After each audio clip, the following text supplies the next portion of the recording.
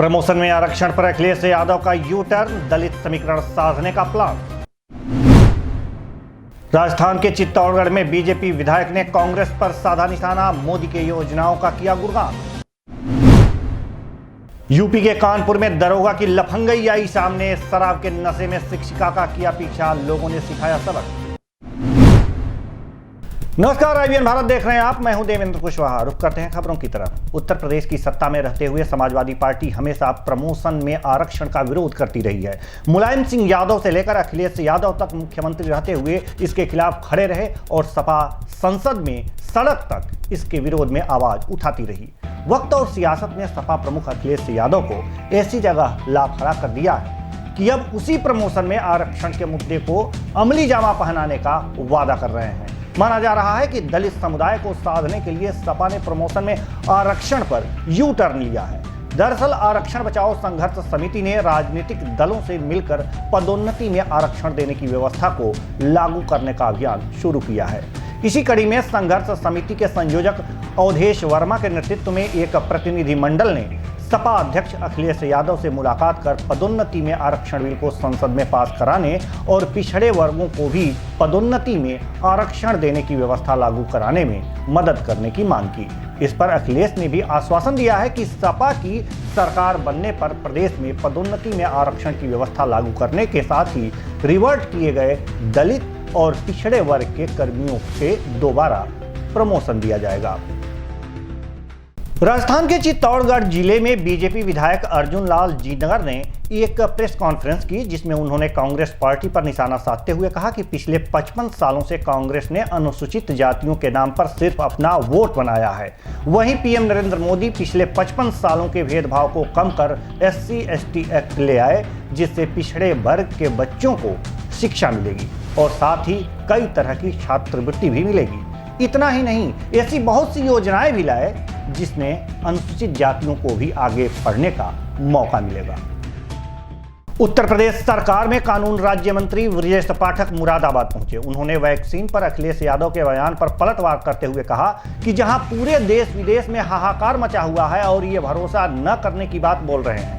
इसी बीच में ब्रजेश पाठक ने गाजियाबाद के मुरादनगर में हुए हादसे पर शोक जाहिर किया। उन्होंने स्वेटर घोटाले के बारे में बोला कि इसकी बहुत गहनता से जांच की जाएगी। बहुत ही दुखद है। माननीय मुख्यमंत्री जी ने बहुत कड़ा एक्शन लिया है। संबंधित लोगों पर FIR दर्ज कराई गई है। जो पीड़ित हैं उनके साथ पूरी सरकार खड़ी है। हम किसी भी लापरवाह अधिकारी को, कर्मचारी को बख्शेंगे नहीं। जिन लोगों की लापरवाही से घटना हुई है उन पर हमने आपराधिक मुकदमा दर्ज किया है और जांच के बाद ही मैं कह पाऊंगा कि कौन कौन दोषी हैं। लेकिन प्रथम दृष्टया जो दोषी पाए गए, जो जिम्मेदार अफसर हैं, उनको नामजद किया गया है। लगातार हो रहा है और अभी स्वेटर घोटाला मुरादाबाद में हुआ है, उसको लेके क्या स्वेटर घोटाला चल रहा है? मुरादाबाद में बहुत बड़ा स्वेटर घोटाला चल रहा है, सुर्खियों में है। अभी हम जानकारी करेंगे। तुरंत पहुंचे हैं, अब मुझे लगता 5 मिनट भी नहीं हुआ है, मैं जानकारी ये जिस कार्यक्रम में आए उसके लिए कुछ पूछोगे यार? ये बेचारे सुनो, यहाँ इतने फ्रीडम फाइटर के आश्रित बेचारे बैठे हैं, इनके लिए हम लोग आए हैं। कुछ एक सवाल इनके लिए पूछ लो जी। दरअसल अखिलेश यादव जी की मानसिकता देश के प्रति, उत्तर प्रदेश पर कैसी है, इस बयान से स्पष्ट हो गई है। जहां पूरी दुनिया में हाहाकार मचा हुआ है और भारत ने इसमें अग्रणी भूमिका निभाई है कि वैक्सीन का प्रोडक्शन भारत में हो और पहले से पहले भारत के लोगों को मिले, उत्तर प्रदेश के लोगों को मिले, और पूरी दुनिया में इसकी निंदा हो रही है।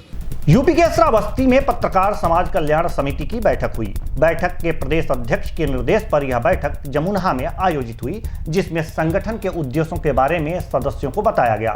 संगठन के जिलाध्यक्ष हसमत खान सुहेल खान ने बताया कि संगठन संघीय शक्ति कलियुग के सिद्धांत पर आधारित होकर कार्य करता है, इसलिए सभी सदस्यों में सामंजस्य बनाते हुए एकता अखंडता को हमेशा के लिए बरकरार रखना है। जिला अध्यक्ष ने कहा कि पत्रकारों के हित के लिए राजधानी लखनऊ में कार्यालय की स्थापना की जा रही है, जिसमें सभी लोग यथासंभव सहायता प्रदान करें। पत्रकार समाज कल्याण समिति जनपद श्रावस्ती के तहसील इकाई जमुना की तरफ से आज प्राथमिक विद्यालय जमुना में एक मीटिंग आयोजित की गई है, जिसका मुख्य उद्देश्य संगठन के विस्तार का था और पत्रकार साथियों पे हो रहे अत्याचारों के पर विराम लगाने के लिए था।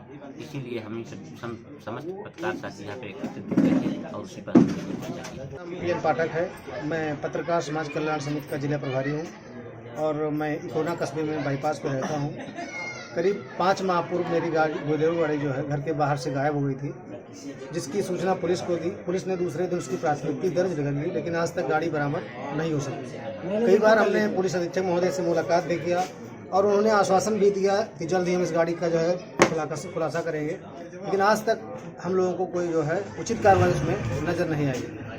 हम लोगों ने कई बार जहाँ भी हमारी मीटिंगें होती हैं पत्रकार समाज कल्याण समिति के द्वारा, वहाँ पर इस बात को उठाया जाता है, चर्चाएं भी होती हैं और बोलेरो गाड़ी के संबंध में आज तक ना तो बरामद हुई और जहाँ तक मेरा ख्याल है पुलिस प्रशासन उस पर जो है कोई ठोस कदम नहीं उठा रहा है। और इस विषय पर काफ़ी विस्तृत रूप से चर्चा की गई है और हमारे संगठन के पदाधिकारियों ने बताया है कि अगर इस पर हम लोग डीआईजी महोदय से मुलाकात करेंगे और उसके बाद भी अगर बात नहीं बनती है तो हम लोग धरना करने पर मजबूर हैं। बिहार के समस्तीपुर मंडल के जेल में बंद कैदी की हालत गंभीर हो गई, जिसको देखते हुए कैदी को अस्पताल भेज दिया गया, जहां पर उसकी कोरोना से मौत हो गई। बताया जा रहा है कि कैदी 90 साल का बुजुर्ग था जो धारा 302 की सजा काट रहा था।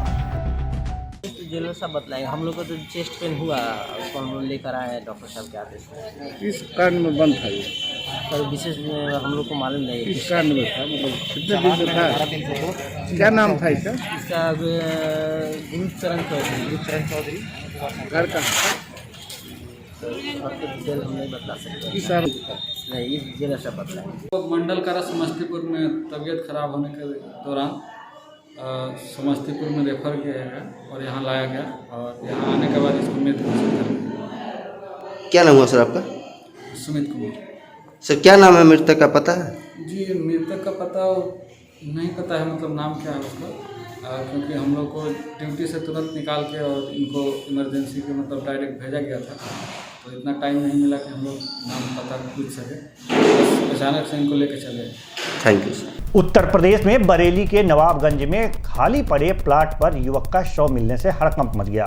मौके पर पहुंची पुलिस ने शव को कब्जे में लेकर पोस्टमार्टम के लिए भेज दिया। परिजनों को गांव के ही एक व्यक्ति पर शक था, जिसके आधार पर परिजनों ने उसे बुरी तरह मारा।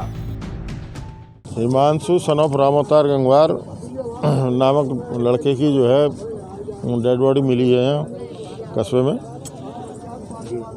उसका जो है जो लीगल कार्रवाई प्रॉपर तरीका है वो सब अपनाया जा रहा है। लड़का मालूम पड़ा उसमें इंटर क्लास में पढ़ता था। परिजनों को क्या आरोप है? परिजनों का तो अभी जो तहरीर देंगे उसी से आरोप माने जाएंगे। उत्तर प्रदेश के कानपुर में एक शराबी दरोगा की लफंगई सामने आई है। मामला थाना चकेरी के रामा देवी चौराहे की है, जहां एक दरोगा ने शराब के नशे में एक शिक्षिका का पीछा करते हुए उसके घर तक पहुंच गया। दरोगा बिना नंबर प्लेट की गाड़ी पर सवार था। शिक्षिका के शोर मचाने पर आसपास के लोग इकट्ठा हुए।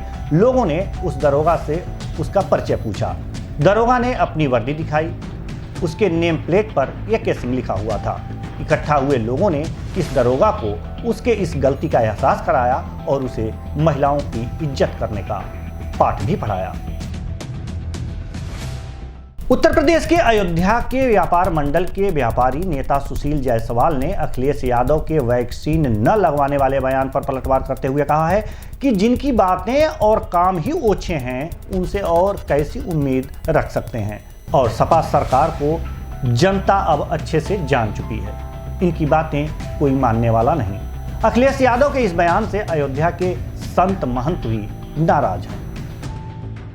देखिए, जो व्यक्ति लगातार केवल ओछी बातें करता आया हो, ओछे कार्य करता आया हो, कभी उसके पास में जब सरकार थी तो कुछ लोगों की सीमित सरकार हो गई थी। पूरी देश के जो प्रदेश की आम जनता थी वो त्राही त्राही कर रही थी। माफियागिरी चरमोत्कर्ष पे था और पूरी तरीके से जो भी बंदरबाट चल रही थी, जो भी आप कार्य देख रहे थे, जो उनके जो बहुत सी योजनाएं जो धरातल पर वो जिसका लगातार गुणगान करते आ रहे थे, वो कुछ ही लोगों में सीमित हो गई। नौकरियां कुछ ही लोगों में सीमित हो गई। तो वो जो ये कह रहे हैं मतलब ये समझ लीजिए कि पूरी तरीके से झूठ का पुलिंदा है और झूठ है, और जनता को गुमराह करने का कार्य जो भी प्रदेश सरकार और केंद्र सरकार जो भी अच्छा कार्य करने जाती है उसमें ये लोग लगातार नाटक करने का काम करते हैं, प्रदेश की जनता को गुमराह करने का कार्य करते हैं। प्रदेश की जनता समझ चुकी है, अब इनके बहकावे में और झूठे वादे पे फंसने वाली नहीं है और वो कोरोना से लगातार जूझ चुकी है। बिहार के समस्तीपुर में इन दिनों आपराधिक घटनाएं तेजी से बढ़ रही हैं। दरअसल समस्तीपुर जिले के दलसिंह सराय में कुछ अपराधियों ने एक बिजनेसमैन कौशिक कमल को गोली मारकर फरार हो गए। उन्हें गंभीर हालत में दलसिंह सराय अनुमंडलीय अस्पताल में भर्ती कराया गया है। इस हमले के पीछे के कारणों का अभी तक कुछ पता नहीं चल पाया है। आए दिन हो रही आपराधिक घटनाओं से लोगों में आक्रोश का माहौल है। फिलहाल पुलिस मामले की जांच और अपराधियों की तलाश में जुटी हुई है। से आ रहे थे हमारे घर के लिए, उस कोने पे ही बाइक से पीछे से बाइक आया, फायरिंग शुरू कर दिया। हम लोग उसको ध्यान नहीं दे पाए, भैया गिर गए, हम भी गिर गए, उसका वो लोग निकल गया वहाँ से। कितने की संख्या में अपराधी थे? सर अंदाज के 2 आदमी थे बाइक पे। क्या गोली मारी गई है? सर 4 राउंड फायरिंग किया है। क्या नाम हुआ आपका? मैं आपसे सीताराम सदा हुआ सर। आप कौन हुए? मैं उनके यहाँ काम करता हूँ, ड्राइवर। 4:30 से 5 के बीच में आस्था स्वीट्स के हैं कौशिक कमल, उनको बाइक सवार अपराधियों द्वारा जो है गोली मारी गई और उनको फिलहाल जो है रेफर किया गया, इलाज के लिए गए हैं। कमर के नीचे गोली लगी है जांघ में और बाकी देख रहे हैं, पूरी जो है संभाल रहे हैं और आगे कार्रवाई कर रहे हैं। मध्य प्रदेश में बैतूल के गांव कुही में एक सनसनीखेज मामला सामने आया है। दरअसल एक युवक ने अपनी प्रेमिका की मौत का बदला लेने के लिए उसकी छोटी बहन पर पेट्रोल छिड़ककर आग लगा दी। मामला रानीपुर थाना इलाके का है। किशोरी को गंभीर हालत में जिला अस्पताल में भर्ती कराया गया है। आपको बता दें कि किशोरी की मां गुजरात में मजदूरी करती थी। इसी दौरान उसकी बड़ी बहन एक युवक से अफेयर हो गया था, जिस पर उसकी मां और बहन ने उसके प्रेमी को डांट फटकार लगाई थी, जिसके बाद उसकी बहन ने आग लगाकर आत्महत्या कर ली थी। फिलहाल इस बुलेटिन में इतना ही। मुझे दीजिए इजाजत। नमस्कार।